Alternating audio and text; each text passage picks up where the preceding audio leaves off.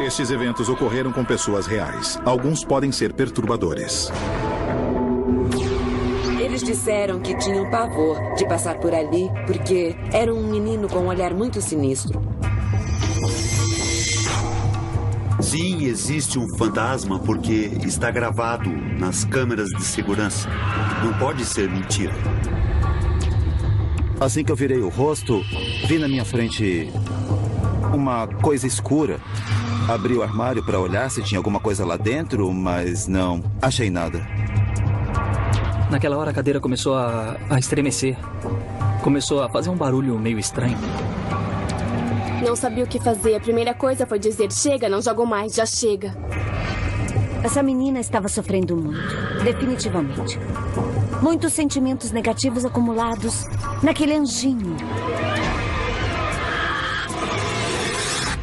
Minha história de fantasmas.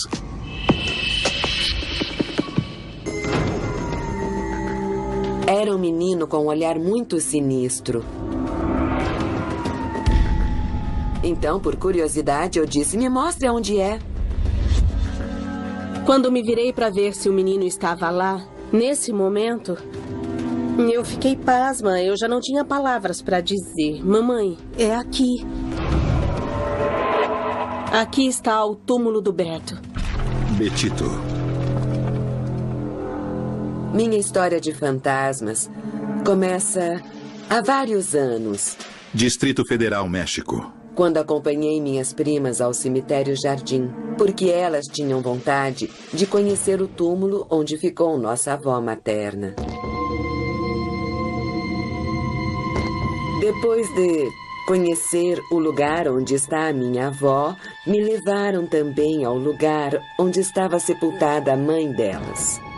Quando estávamos andando para lá, me contaram que quando sepultaram a mãe delas, os coveiros comentaram que um menino aparecia pelo cemitério e fazia brincadeiras.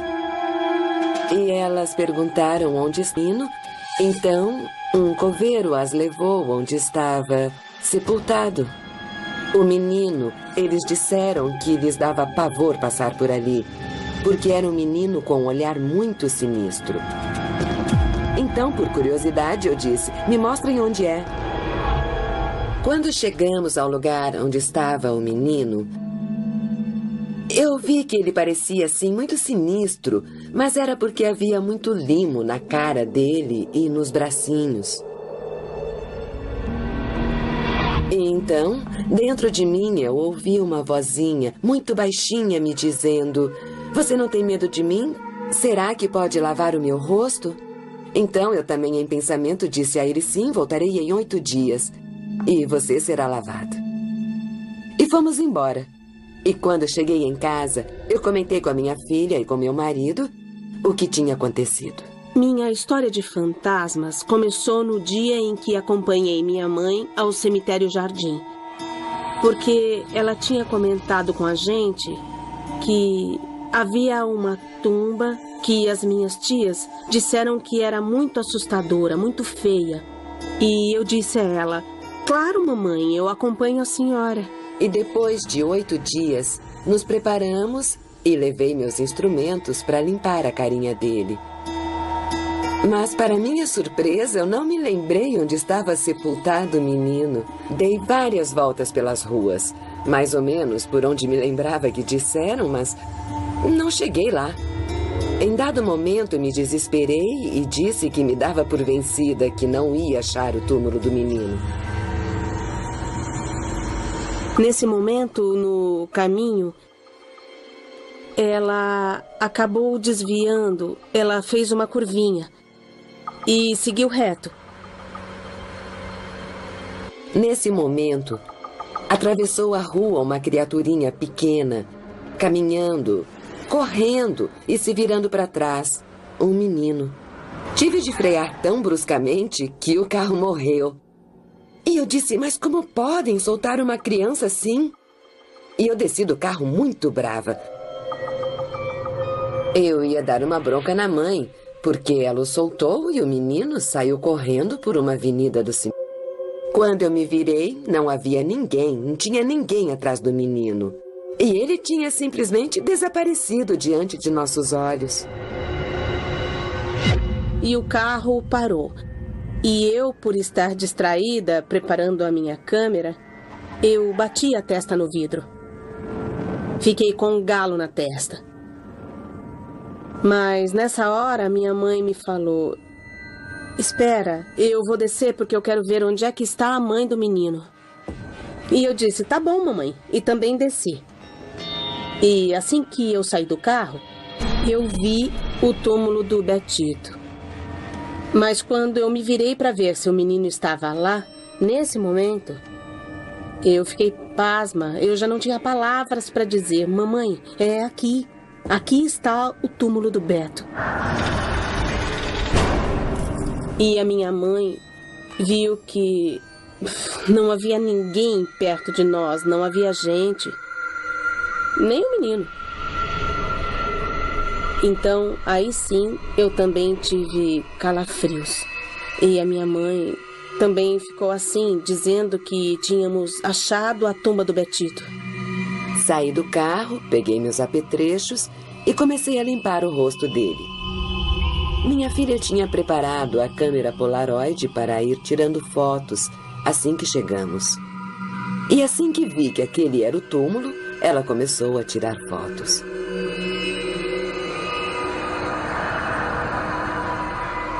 No momento em que eu tirei a foto, foi como se ele me dissesse, não seja má, tire essa foto para que vejam um pouco de ternura. A minha cara limpa já não causa o mesmo medo. Quando eu tirei a foto, eu não tinha percebido nenhum fenômeno. Mas quando a minha mãe me mostrou, eu fui a primeira a dizer, aqui tem o rosto de alguém.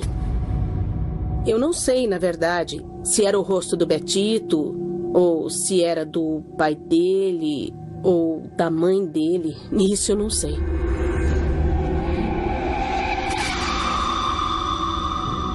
Nesse momento eu não dei importância. Colocamos as nossas flores e então fomos para casa. O ano passado eu tive uma gripe muito forte, com febre por muitos dias. Mas com o tratamento de antibióticos que o médico me deu, a gripe cedeu. Aí um dia, meu marido e meus filhos foram até a cozinha fazer o café da manhã. Então, meu marido disse que ouviu passos e pensou que fosse eu. Mas eu, quando acordei, vi que estava parado ali. E ele me disse, você não tem medo? E eu disse que não. Ele disse, amanhã é dia 1º de novembro. Você vai lá me visitar? Eu disse que sim. Sim, a gripe tinha passado, não tinha tanta febre, eu iria. Eu disse, você quer uma bola? E ele me disse que não queria uma bola, mas queria que eu levasse para ele um carrinho que o meu filho ia dar. Meu filho tem 21 anos, mas ele é deficiente mental. E tem a cabeça de um menino de 7 anos, por isso, Betito me disse, eu vou te dar um beijinho. E me deu um beijo úmido na testa. Aí ele disse, vou embora, seu marido vem vindo. E se dissolveu por completo na minha frente e desapareceu. Meu marido chegou e disse, você se levantou? Eu disse que não. É que ouvimos passos. Eu disse não. E que ele não ia acreditar, mas que Betito tinha aparecido para mim. Aí o meu filho disse, eu sei, mamãe. Ele quer o meu carrinho roxo. Vamos levar para ele amanhã. Então eu disse, bom, realmente? Como ele se comunicou com meu filho?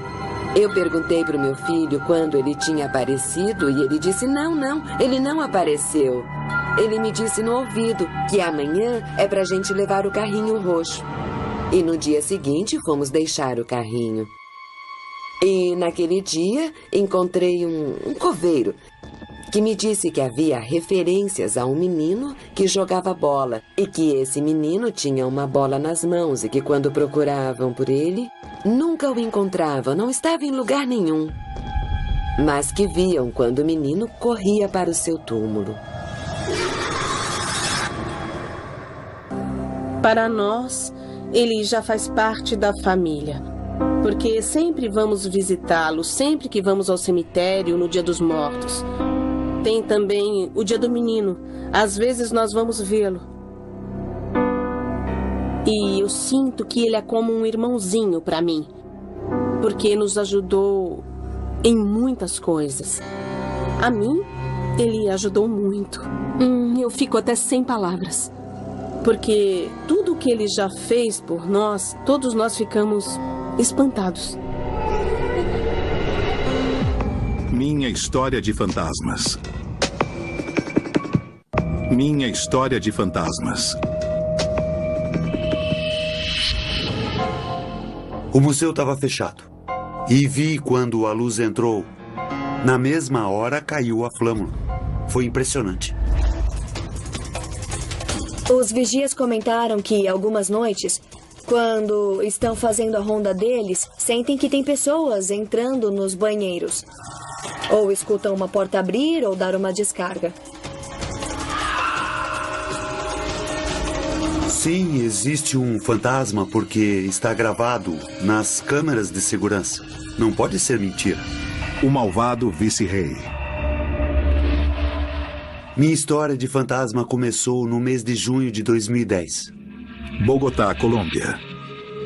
Quando estava na casa do vice-rei Samano, uma pessoa que torturou muita gente. Minha história de fantasmas começou no mês de agosto de 2010. Nesse dia, nós fomos trabalhar normalmente no museu.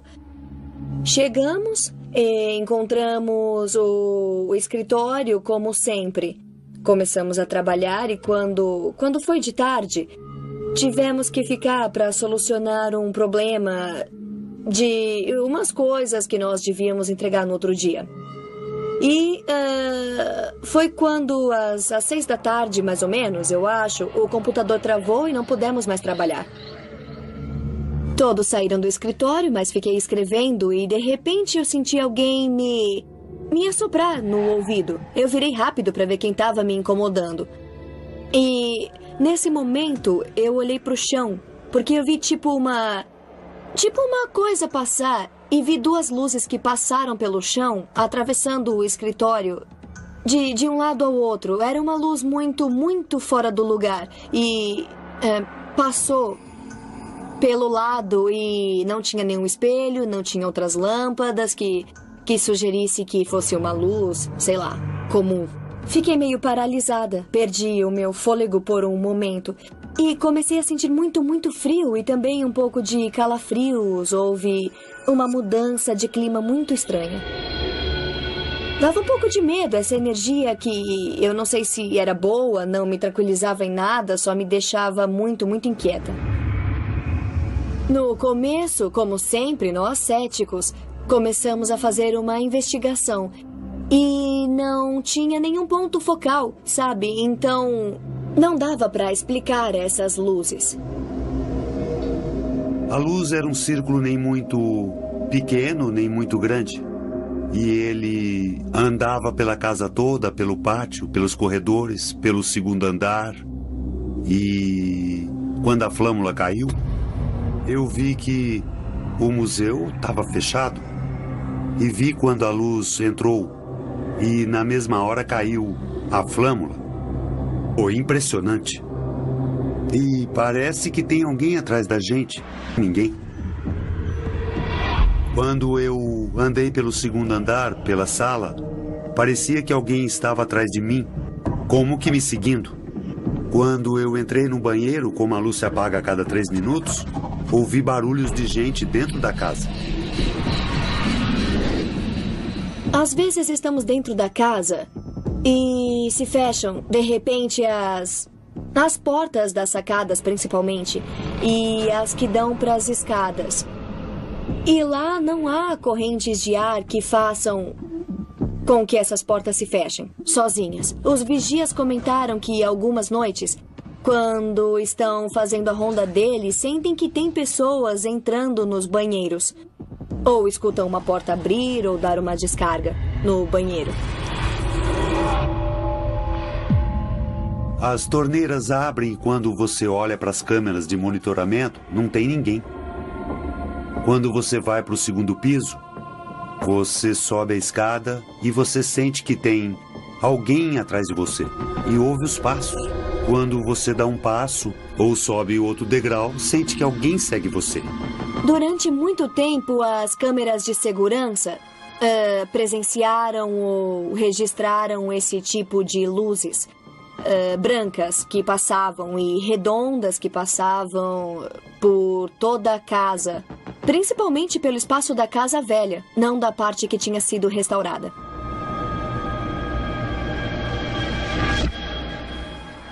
Tenho a prova em meu próprio celular, meu celular pessoal. E se vê quando a luz passeia pelo museu. Dá para ver quando a luz passeia direitinho e também os bombeiros viram uma luz caminhar. E dá para ver o segundo andar, quando passa tipo uma pomba e anda pelo museu inteiro. Portanto, sim, existe o fantasma, porque está gravado nas câmeras de segurança. Não pode ser mentira. Conta a história que lá morou o vice-rei Samano, uma pessoa que torturava os outros. Então parece que a alma dele nunca descansou. Portanto, por isso aparece o fantasma. Essas presenças podem estar aqui porque o vice-rei era uma pessoa muito malvada. O que ele fez foi acabar com todas as pessoas que iniciaram o processo de independência na Colômbia. Ele as exilou e também dizem que antes de levá-las à morte, ele torturava todos dentro dessa casa. Esse pode ser um dos motivos de essas presenças serem assim tão fortes. Ele era uma pessoa que o povo realmente odiava. E o que faziam era sempre pensar nele, mas sempre pensando coisas ruins. Digamos que era uma pessoa que não agradava os cidadãos da época, então eu creio que essa energia ficou na casa. Minha história de fantasmas.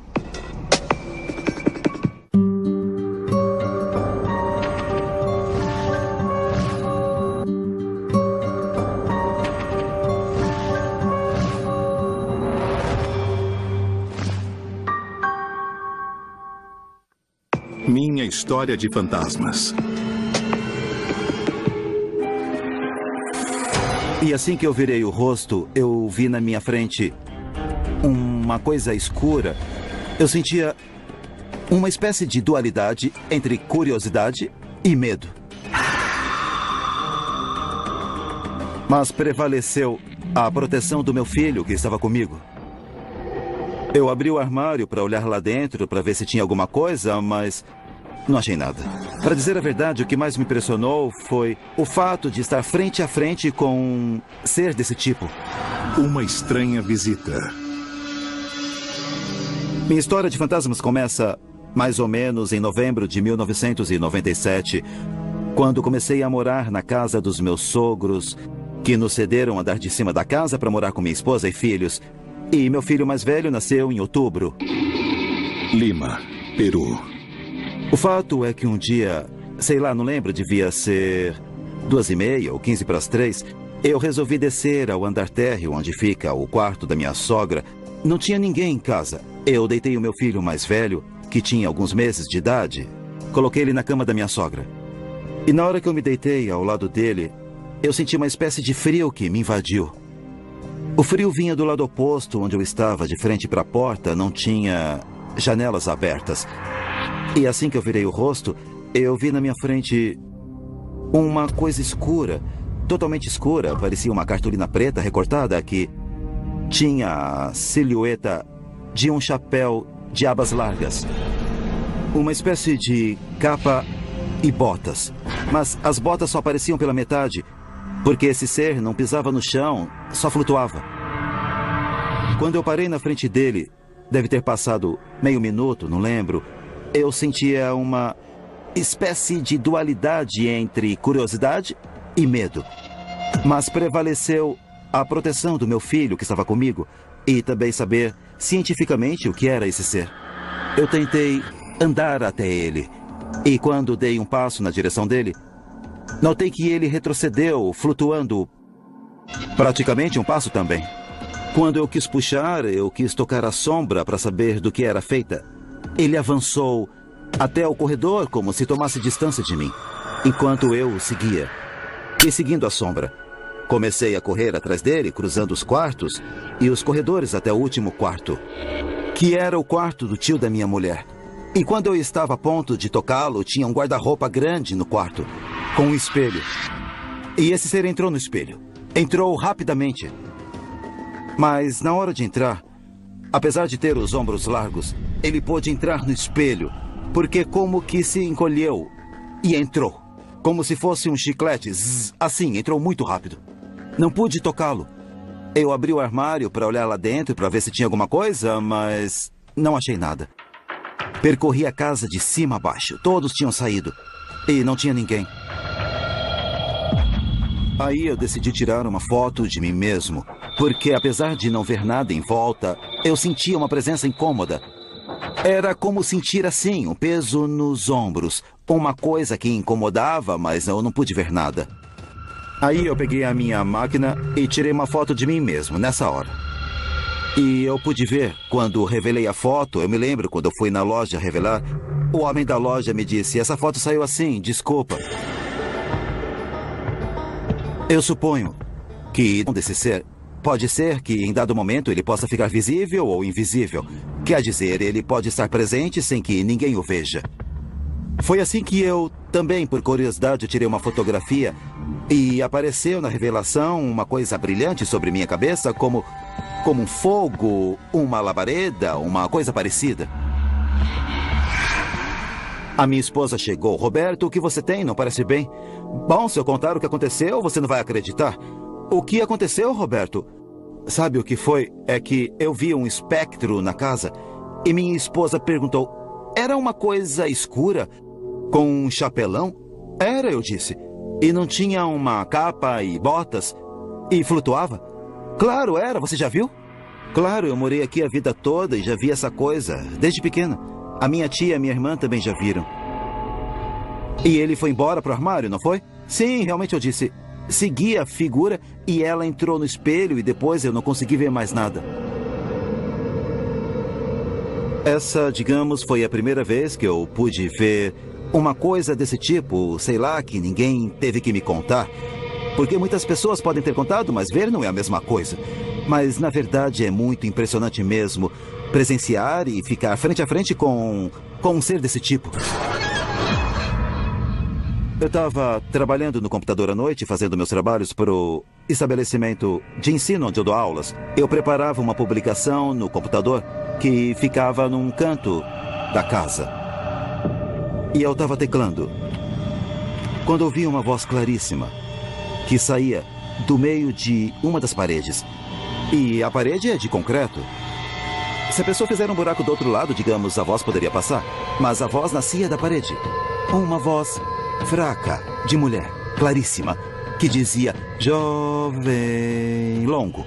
Parei de teclar na máquina e me senti um pouco como se, digamos, o barulho tivesse vindo da rua, não era bem uma presença.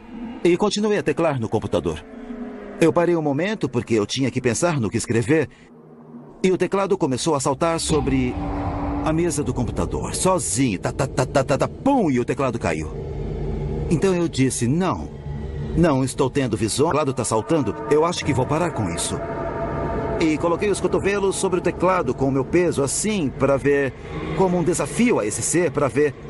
E sabe o que foi que aconteceu? O móvel inteiro começou a pular, pum, pum, pum, com o teclado e tudo, assim, de baixo, e eu pulava junto com ele. E minha mulher, que estava dormindo, devia ser 2 da manhã, com os meus filhos, me disse: Roberto, a TV tá ligada? Eu ouvi vozes, o que você tá fazendo? Não, eu tô no documento, eu não contei nada porque eu não queria que ela ficasse preocupada, que perdesse o sono.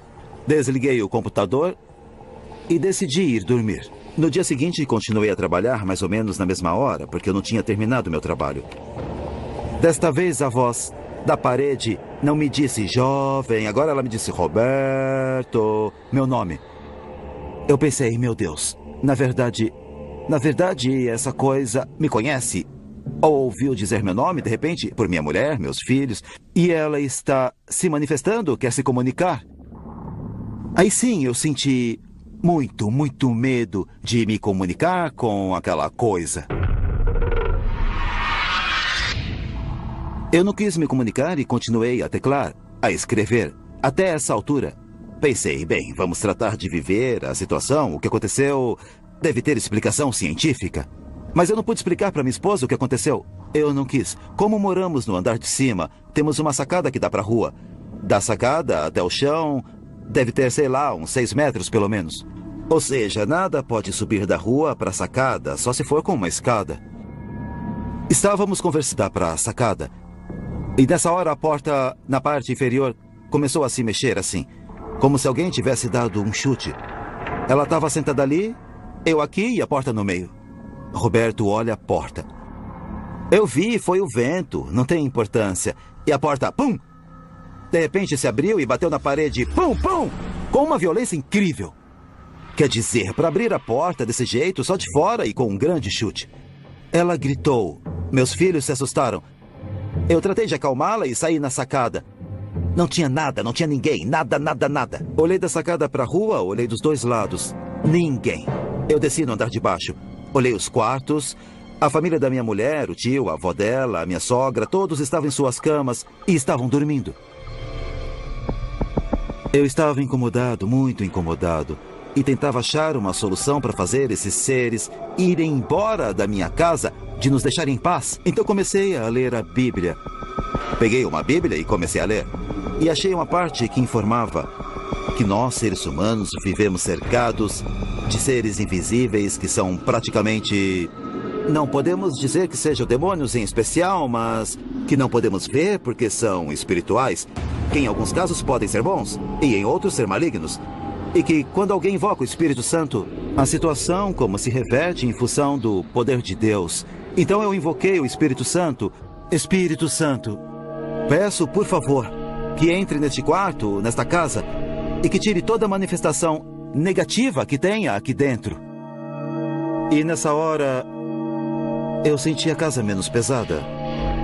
Era igual quando a gente chega cheio de areia e toma um banho e nos sentimos limpos. Então eu pude notar que estava funcionando a invocação do Espírito Santo. E daí, diminuiu porque não desapareceu totalmente, mas melhorou bastante. Para mim, praticamente essas visões não têm explicação lógica nem científica. Eu não tenho nenhuma resposta científica para isso.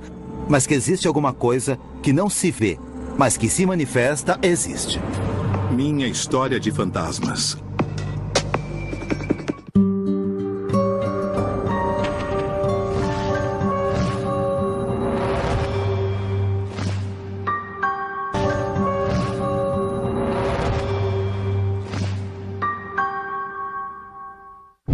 Minha história de fantasmas. A Laura começou com uma voz um pouco mais séria. Alguém está aí? E o copo começou a se mexer. Naquela hora a cadeira começou a estremecer. Começou a fazer um barulho meio estranho. Eu não acreditava nessas coisas. Pra mim não existiam. Não sabia o que fazer. A primeira coisa foi dizer: chega, eu não jogo mais, já chega. Jogos perigosos. Minha história de fantasmas começou no fim de novembro de 2010. Montevidéu, Uruguai. Eu estava com meu primo Damian hospedada na casa dele. E ele sempre gostou dessa história de jogar Ouija, sabe? O jogo do copo, de outro mundo, ele sempre gostou. A minha história de fantasma começou em novembro de 2010. E, se não me falha a memória, foi no dia 28. Eu consegui um tabuleiro Ouija e aproveitei que a minha prima estava... Ela estava em casa com uma amiga e decidimos jogar. Então foi... Na verdade, eu liguei pra ela e falei... E aí? Você quer? Vamos jogar hoje à noite? Então nós chegamos, comemos umas pizzas, vimos um pouco de televisão, conversamos. E aí, numa determinada hora, nós decidimos jogar. Então nós fomos pra sala de jantar. Então eu tinha levado... Eu coloquei no chão, eu levei também um gravador de áudio e uma câmera. E só isso, eu preparei a câmera, liguei o gravador de áudio... E pronto, nós começamos. Nos sentamos e começamos a jogar. Pusemos os dedos e no começo as perguntas eram mais em tom de brincadeira, não ia dar em nada. Mais ou menos que por intuição eu falei, vamos todo mundo colocar os dedos em cima do copo. E foi exatamente isso que a gente fez. Então eu falei pra Laura, fala alguma coisa, o que você queria dizer pra chamar alguém. E aí a Laura começou, tem alguém aí? Algum espírito, alguma coisa? E a gente olhava e não acontecia nada. Mas é claro que eu achei que não era nada, eu achei que era falta de concentração, eu achei que ninguém estava a fim de jogar. Mas depois, quando a gente entrou de cabeça no jogo, aí sim. A Laura começou com a voz um pouco mais séria. Alguém está aí? Foi justamente aí que o copo começou a se mexer pro sim. O clima foi sendo preparado e o jogo foi melhorando e jogamos de verdade. E o copo começou a se mover. E aí não acreditei no que estava vendo. Não foi nada demais e mesmo assim a minha prima já estava meio assustada. E naquela hora a cadeira começou a estremecer. Começou a fazer um barulho meio estranho. E a minha prima já não queria mais saber de nada. E a cadeira, de repente, do nada, ela começou a sair abruptamente voando. Ela saiu meio que deslizando pelo meio da sala. Primeiro pensei que era um deles que estivesse fazendo uma brincadeira. Quer dizer, eu não acreditava. Pra mim, isso não existia. E a cadeira, se mexer sozinha, isso era uma coisa impossível. Então eu tinha certeza de que os dois estavam de brincadeira. Eu não acreditava nisso. Mas não. A cadeira começou a fazer barulho e quando se mexeu... Eu vi os dois e não... Havia possibilidade de que fossem dos dois. Eu fiquei gelada. Não sabia o que fazer. A primeira coisa foi dizer, chega, eu não jogo mais, já chega. Daí a minha prima tirou o dedo e o copo parou de se mexer. E pelo que eu andei lendo por aí, é ruim largar, de repente, assim, tirar o dedo do copo abruptamente e deixar o espírito pendente, porque é como... Ou o espírito fica na casa, ou podem te acontecer coisas ruins. E também outra coisa que eu li foi que quando você para de jogar, você tem que perguntar pra entidade que tá lá se ela quer ir embora ou não. Você tem que ter muito respeito com a entidade. Embora assim do nada mostra falta de respeito e coisas ruins podem acontecer. Ela simplesmente fez isso e ficou angustiada e... Eu tava com a minha amiga Laura tentando... reanimá-la, dizendo, tá tudo bem, nós estamos todos bem. Foi muito estranho, uma sensação como uma coisa sobrenatural estava lá. Eu não sei, estava passando alguma força, estava movendo a cadeira, estava com a gente, não dava pra ver. Então foi estranhíssimo. Foi feio. E depois que o problema com a cadeira passou e que a minha prima foi embora, eu pedi pra minha amiga Laura se eu podia deixar a câmera na casa dela. Então eu deixei a câmera numa prateleira, gravando a área onde nós estávamos, a mesa, as cadeiras. A câmera ficou gravando a noite toda. O gravador de som eu levei pra casa. Eu levei o gravador, então quando chegou em casa eu comecei a escutar. E eu passei por um programa daqueles que eu geralmente uso pra poder ouvir os áudios. Então eu comecei a ouvir, é claro, em algum momento tinha som que sobressaía do resto. Era como um som de vozes, depois silêncio, mas tinha um som que destoava. Aí eu pensei, bom, eu vou voltar e vou ouvir outra vez. E aí eu tive uma surpresa. Eu ouvi a palavra morrerás. Assim morrerás. Aí eu senti um calafrio e falei, opa! Essa não era uma entidade muito simpática pra dizer uma coisa dessas, não é? Foi muito estranho. Quando escutamos, assim morrerás, a gente tava lá e não tínhamos ouvido e nos perguntamos... Como? Se estávamos lá, como era possível? E depois que eu ouvi aquilo, no dia seguinte eu fui pra casa da Laura pra buscar a câmera e contei pra ela o que eu tinha ouvido na gravação. E... Bom, eu fui buscar a gravação e a Laura me falou que ela achou uma cadeira caída. Eu levei a câmera pra casa e chegando eu assisti a fita e a mesma cadeira que tinha deslizado na nossa gravação, ela também se mexeu durante a noite e caiu sozinha. E dá pra ver na gravação que não tem nada, eu não sei. É estranho. Eu comecei a me perguntar o que podia ter acontecido. Antes dela morar naquela casa, a casa foi um asilo geriátrico. Foi um lar de idosos.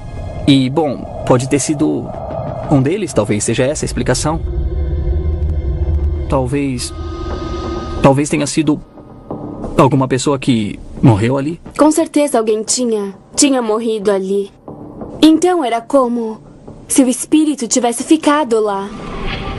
Então, pra mim, era isso. Aconteceram as circunstâncias para que ele se manifestasse. Nós criamos as condições para ele se manifestar. Pra mim, são almas que ficam como... que boiando na terra, como se tivesse ficado algo por fazer ou dizer e que precisam se manifestar, e esse é o caminho que encontram. Minha história de fantasmas.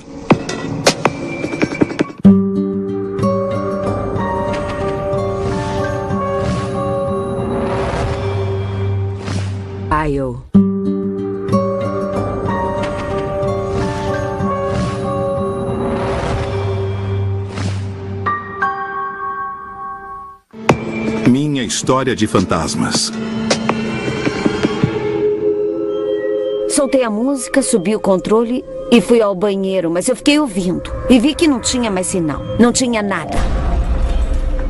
E quando eu saí da cabine, eu fiquei paralisada. Tinha no fundo do corredor uma menina. Essa menina estava sofrendo muito, definitivamente. Tantos sentimentos negativos acumulados naquele anjinho. Medo no estúdio.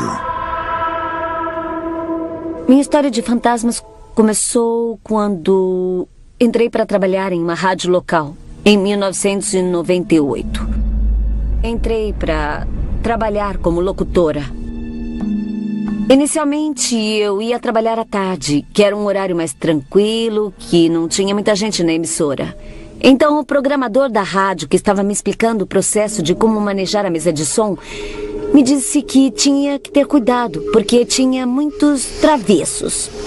Eu pensei, muitos travessos? Eu imaginei que tivesse um editor ou alguém da limpeza, alguém que viria me fazer alguma brincadeira, algum tipo de trote. A novata que a gente vai confundir um pouco ou dar um susto. Eu não achei que podia ser o programador quem viria me fazer uma pegadinha, porque era uma pessoa que teve pólio e andava com muletas. Então, para ele vir da sala dele até a cabine, tinha com certeza uns 30 ou 40 metros de distância e eu teria ouvido as muletas e até que ele chegasse, me desse um susto e fosse embora, eu teria visto e ele não faria mais nada. Não, esse não faria isso comigo, eu não me preocupei, eu fiquei completamente tranquila. Então, o meu primeiro programa foi tudo bem. No dia seguinte eu cheguei, me sentei, não tinha ninguém na rádio, nem o programador. Estava tudo bem. Coloquei o CD, apresentei a música, desliguei o microfone e dei play no CD. Soltei a música, subi o controle e fui... Eu deixei a música correr, tudo bem, verifiquei que estivesse no ar, tirei dos ouvidos, na época meu Walkman. Tirei, ouvi, estava no ar e saí. Porque eu também tinha que ir ao banheiro, então para isso eu uso rádio portátil. Eu fui ao banheiro, mas eu fiquei ouvindo. Aí vi que não tinha mais sinal, que não tinha nada. Nada tocava. E a música não tinha passado nem um minuto. Eu voltei correndo e o controle estava baixado. Isso aconteceu de repente. O programador voltou do almoço e eu disse, sabe, eu não quero mais. E ele disse: o quê? Você não quer mais trabalhar? Não é isso, é que a mesa de som está ruim. Eu queria achar uma explicação racional para o que estava acontecendo. E de repente eu disse: a mola podia estar frouxa, o controle cai sozinho porque a mesa não é reta, ela é inclinada. E ele disse que ficaria comigo, ia me acompanhar. Tá bem? E então a coisa explodiu. Eu estava no microfone, liguei o microfone, comecei a falar. E o botão do microfone, a luzinha vermelha que indica que estamos no ar, se apagou. Então eu disse: isso aqui está com defeito. Aí o programador, que já tinha muito tempo de rádio e sabia, apertou o botão de novo. Quer dizer, algo que tinha apertado o botão e desligado. Ele apertou o botão, continuei a falar e ele fez um gesto assim de continuar a falar. Eu continuei e o botão apagou de novo. Eu estava no limite. Ele ficava apagando toda hora, saía do ar. Aí eu disse: assim não é possível. Eu estava sentindo o ambiente muito tenso. Esse dia eu faria o programa das 4 às 6, mas eu acabei saindo às 15 para 5. Eu me lembro que eu fui embora a essa hora. Eu parei e disse que não queria mais, eu vou embora. E o programador ficou pondo música e me disse: eu não posso obrigar você a ficar, mas estamos sempre contratando porque os locutores vão embora. A experiência mais forte foi há alguns anos depois, porque eu fiquei 5 anos nessa rádio. E o tempo todo aconteceram essas coisas que saíam do lugar. Eu já tinha sido promovida a chefe de programação da emissora. E ia sair um novo programa que contavam histórias. E chamavam os ouvintes por telefone e contavam suas histórias, suas experiências. E durante as histórias íamos fazendo efeitos. Sons de gritos, coisas desse tipo. E para deixar a coisa mais sugestiva, apagávamos todas as luzes da rádio. Eu me lembro dessa experiência, basicamente, onde o locutor estava apresentando uma música e estavam falando de histórias muito fortes. E falavam também de espíritos e fantasmas que habitavam a emissora. Essa foi a primeira emissora comercial do Peru. Foi a primeira rádio comercial que este país já teve. Então, ela é muito antiga. E começaram a contar as histórias. Diziam que antes de ser rádio, aquilo era um hospital. E que a área onde estava a rádio, no 5º andar do edifício, que tem 5 andares, era a área de crianças. Um pavilhão de crianças que pegou fogo. Enfim, 1000 histórias daquela emissora. Saí de onde estavam os locutores para ir à cabine dos operadores. E quando eu saí, a rádio era assim: aqui estavam as cabines e aqui havia um corredor. Um corredor muito comprido e no fim ficava a discoteca da rádio, onde guardavam todas as músicas. E estava tudo apagado, todas as luzes apagadas. Não se via nada, nem sua sombra, porque não tinha luz, não tinha nada, só a luz do computador. Então eu saí da cabine e fiquei paralisada. Eu não posso dizer que vi alguma coisa. Não era uma imagem clara. Tinha no fundo do corredor uma menina. Eu vi uma menina. Eu não vi o rosto com nitidez, mas eu pude ver um vestido. Eu não vi os pés e ela estava lá no fundo, assim como uma imagem borrada. E sabe, literalmente, filmes de terror tem que ter visto alguma coisa, porque foi como nos filmes de terror. Eu vi uma imagem borrada, assim meio nebulosa. Mas era impossível não ver naquela escuridão. E era branca, como se tivesse uma luz. Eu não distingui os traços do rosto, mas era uma imagem, era mais uma sensação e eu fico até arrepiada. Era uma imagem de cabelos longos, mas assim como se estivessem molhados. Quer dizer, era uma sensação horrível, indescritível. Era como, não sei, como que de frustração, era impotência. Essa menina estava sofrendo muito, definitivamente. Ela não estava onde queria estar. Eu não sei o que ela queria me dizer. Tantos sentimentos negativos que todos acumulados naquele anjinho. E eu senti muita dor naquele momento. E o Pedro chegou e eu abracei ele bem forte. E eu disse, ela está aí. Depois desse incidente, eu não voltei mais na emissora. E especialmente nos horários da noite. Eu tentava evitar ao máximo, só se tivesse mesmo que ir, mas eu sempre ia com alguém. A sensação foi muito triste e eu não queria mais sentir aquilo. Quando eu chegava na rádio, Pedro Arévalo, o diretor daquele programa, teve a ideia de começar a gravar psicofonias, que são sons do além.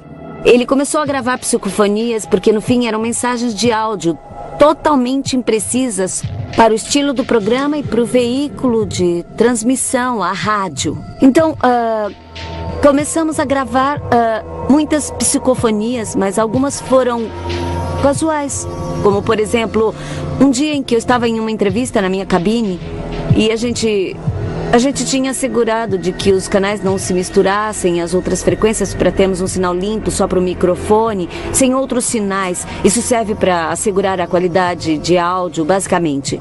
Então eu estava na entrevista e no momento de ouvir a entrevista para poder editar, eu ouvi uma voz lá no fundo, que para mim era um grito que dizia: "Mamãe!"